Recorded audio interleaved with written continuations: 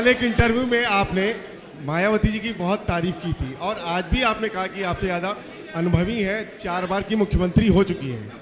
क्या उस कोई स्थिति बनेगी कि मायावती जी को आप प्रधानमंत्री के रूप में सपोर्ट करेंगे? आपको पता है कि मैं किसको सपोर्ट करूंगा और मैंने पहले भी कहा और आज फिर कहता हूं कि उत्तर प्रदेश ने हमेशा प्रधानमंत्री दिया है और हमें खुशी होगी कि उत्तर प्रदेश से फिर एक प्रधानमंत्री बने। नमस्कार, आप देख रहे हैं SPN 9 न्यूज। मैं काशिफ अली एक बार फिर हाजिर हूं आपके सामने। मायावती और अखिलेश यादव की प्रेस कॉन्फ्रेंस, साझा प्रेस कॉन्फ्रेंस लखनऊ में हुई, जहां पर मायावती भी खासा बोली और अखिलेश यादव भी काफी बोलते हुए नजर आए। पहले हम आपको मायावती ने क्या बोला वो भी थोड़ा सा सुनवा देते हैं, जरूरी है भाई। प्रेस कॉन्फ्रेंस में आज 25 से 26 साल बाद दोनों साथ बोले हैं, तो जाहिर सी बात है। तो पहले मायावती का सुन लेते हैं, उन्होंने क्या बड़ी बड़ी बातें सुन लीजिए।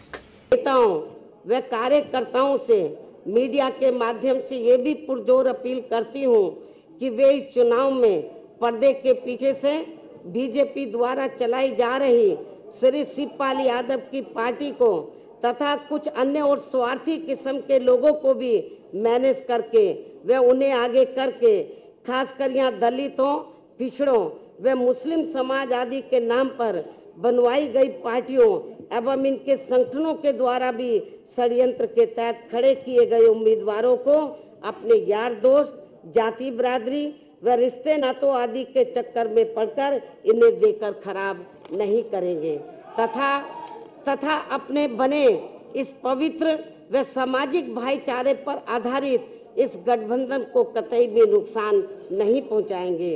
अर्थात इन दोनों पार्टियों के सर्व समाज से जुड़े लोगों को देश व जनहित में इन स्वार्थी व बिकी हुई पार्टियों के चक्कर में न पड़कर इन्हें केवल अपने गठबंधन द्वारा खड़े किए गए उम्मीदवारों को ही कामयाब बनाने का हर संभव पूरा प्रयास करना चाहिए।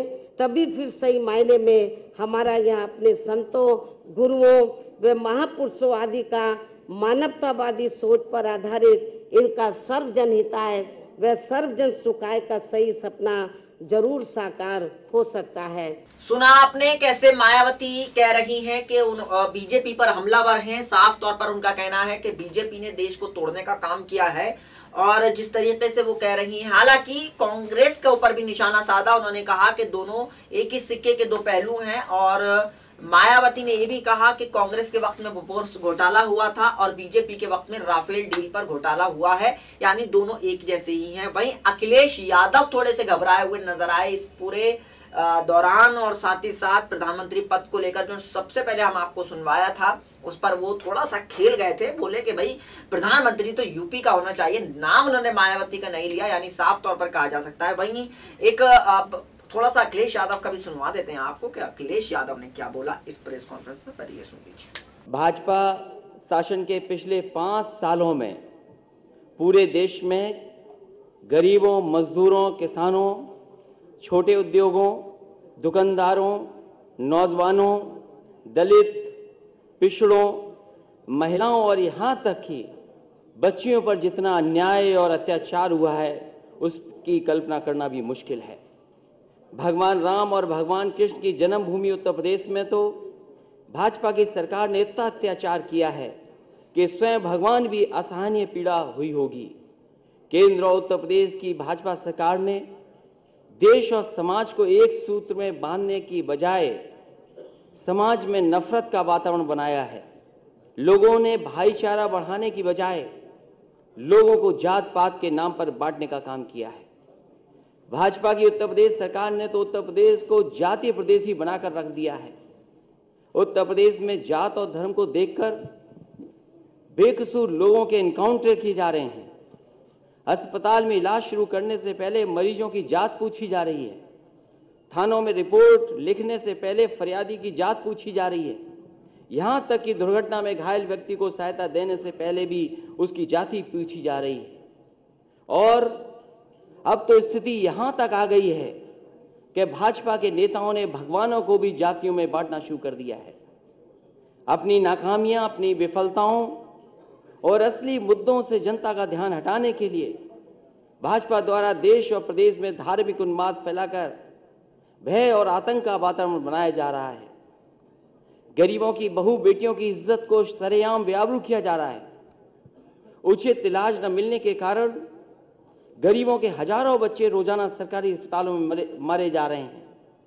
खाना न मिलने का कारण करोड़ों लोग रात को भूखा सोने पर मजबूर हैं। पूरे देश में अराजकता का वातावरण है। तो ये आपने थोड़ी थोड़ी बातें सुनी मायावती और अखिलेश यादव की प्रेस कॉन्फ्रेंस में। ऐसे में एक पत्रकार ने मायावती से पूछा कि भाई आप कौन से क्षेत्र से चुनाव लड़ेंगी, ये सवाल एक पत्रकार ने पूछा और उस पर मायावती ने कहा कि बहुत जल्द आपको ये भी मालूम चल जाएगा कि वो कहां से चुनाव लड़ेंगी। अब ऐसे में आज हम इस प्रोग्राम में इस मुद्दे की बात में आपसे मुद्दा उठा रहे हैं और एक सवाल उठा रहे हैं जो आपको उसका जवाब देना है, क्योंकि भैया लोकसभा का चुनाव नजदीक आ चुका है और बेहतरीन तरीके की राजनीति देखने को मिल रही है। अगर मायावती, और सबसे बड़ी बात यह है कि सब खबरें ऐसी भी आ रही हैं कि पीएम मोदी को रोकने के लिए, बनारस में रोकने के लिए गठबंधन का एक चेहरा उतारा जाएगा। ऐसे में अगर हम ये बार बार अगर इसलिए बोल रहे हैं ताकि आप इस चीज को लेकर भ्रमित ना हो। एक सवाल है, कयास है, कटकले हैं कि अगर मायावती बनारस से चुनाव पीएम मोदी के खिलाफ लड़ती हैं तो कौन जीतेगा, ये एक बड़ा सवाल है। आप हमें इस बात का जवाब जरूर दें। देखिए, राजनीति में कुछ भी नामुमकिन है, कुछ भी नामुमकिन नहीं है, सब कुछ मुमकिन है राजनीति में। कभी सोचा भी नहीं था कि गेस्ट हाउस कांड के बाद कभी मायावती और समाजवादी पार्टी एक होकर प्रेस कॉन्फ्रेंस करेगी, एक होकर चुनाव लड़ेगी। गेस्ट हाउस के बाद, कांड के बाद, जिस तरीके से गेस्ट हाउस कांड में मायावती को जिस तरीके से जान पे बनाई थी, बीएसपी के लोग नेताओं को समाजवादी पार्टी के नेता कमरे में घुस कर ढूंढ रहे थे, लहूलुहान भी हो गए थे, पूरा एक अलग तरीके का वो कांड हुआ था। आज भी उन्होंने प्रेस कॉन्फ्रेंस में कल उन्होंने इस बात का खूब जिक्र किया कि वो गेस्ट हाउस कांड को भुलाकर आगे बढ़ रही हैं, यानी साफ तौर पर उनके अभी भी जहन में है मायावती के गेस्ट हाउस कांड। अपनी किताब में भी वो जिक्र कर चुकी हैं, यानी साफ तौर पर कहा जा सकता है कि गेस्ट हाउस कांड एक बड़ा कांड था, उसके बाद भी मायावती आगे बढ़ गई। यानी साफ तौर पर कहा जा सकता है कि राजनीति में सब कुछ मुमकिन है, राजनीति में सब कुछ यानी चलता है। और साथ ही साथ ये कहा जाए कि राजनीति में वो सब चल रहा है जो कभी कोई सोच नहीं सकता था। आज 2019 में पीएम मोदी के और अमित शाह के रथ को रोकने के लिए जिस तरीके से दोनों साथ आए हैं, तो ये भी कभी कहीं ना कहीं बड़े सवाल खड़ा कर रहा है। ऐसे में एक सवाल आज हम खड़ा कर रहे हैं कि अगर मायावती चुनाव लड़ती हैं बनारस से पीएम मोदी के खिलाफ तो कौन जीतेगा, क्योंकि प्रधानमंत्री नरेंद्र मोदी तो बनारस से चुनाव लड़े हैं, वहां जीते हैं। ऐसे में मायावती भी चुनाव लड़ेंगी और जाहिर सी बात है कि मायावती को प्रधानमंत्री नरेंद्र मोदी को अब टक्कर देने के लिए कोई उनके बराबर का या कद का नेता ही चाहिए है।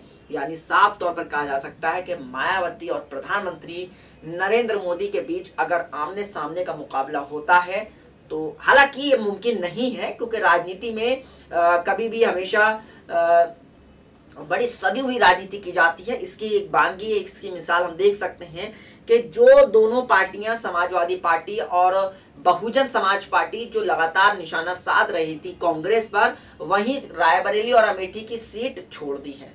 यानी राजनीति में बड़ी जबरदस्त तरीके की राजनेता राजनीति करते हैं कि बहुत सदी हुई राजनीति करते हैं, बहुत सटीक राजनीति करते हैं कि भैया आपसे बैर भी नहीं है और आपके खिलाफ भी हैं। तो ये कौन सा चेहरा है, ये कौन सा ढुलमुल रवैया है, हमारी समझ से बाहर है। बहरहाल, हालांकि जो मैंने आपको बताया है कि बनारस में अगर मायावती और नरेंद्र मोदी आमने सामने आते हैं तो कौन जीतेगा, ये तो एक महज एक कयास भर है क्योंकि ऐसा मुमकिन है नहीं। लेकिन फिर भी अगर मायावती मान लेते हैं कि अगर उनके खिलाफ लड़ती हैं तो फिर कौन चेहरा होगा, ये भी एक बड़ा सवाल खड़ा हो जाता है। और साथ ही साथ ये भी सवाल खड़ा हो जाता है कि मायावती जिस तरीके से उभरी हैं, वहीं अखिलेश यादव ने भी प्रधानमंत्री पद को लेकर जिस तरीके से अपनी चुप्पी साधी और बात को घुमाने की कोशिश की, और साथ ही साथ उन्होंने मायावती के नाम न लेकर उन्होंने कहा कि भाई वो चाहते हैं कि यूपी में जो है वो यूपी का ही प्रधानमंत्री बने, और यूपी का इतिहास रहा है कि यूपी ने कई प्रधानमंत्री दिए हैं। यानी साफ तौर पर कहा जा सकता है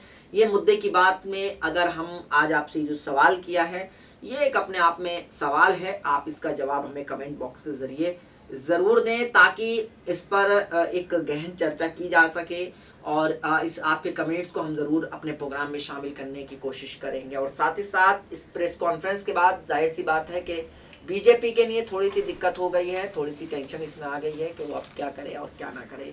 ये भी अपने आप में एक बड़ा राजनीतिक उलझन और राजनीतिक उथल पुथल मचती हुई नजर आ रही है।